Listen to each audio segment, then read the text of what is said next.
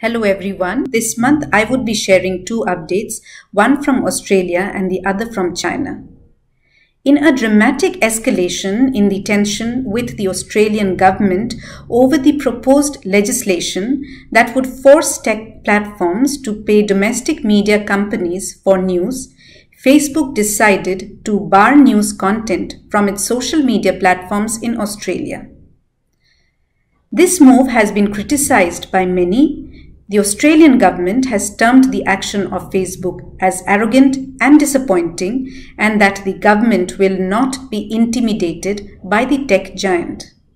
It may be mentioned that the Australian Parliament is scheduled to consider the draft laws this month, which will be the world's first laws that would force the digital giants to finance journalism.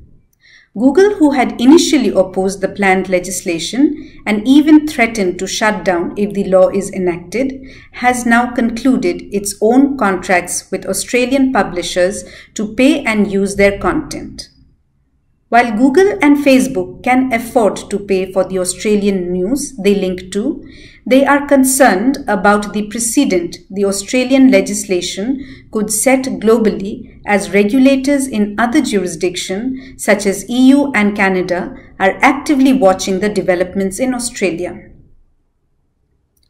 The Chinese State Administration for Market Regulation (SAMR) issued new antitrust rules that restrict monopolistic practices of internet platforms in the country.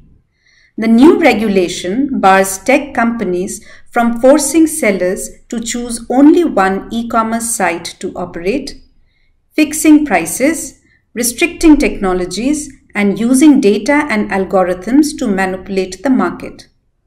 The regulation will put pressure on several companies that are already facing antitrust investigations, including the Alibaba Group. That is all from me for this month. Thank you.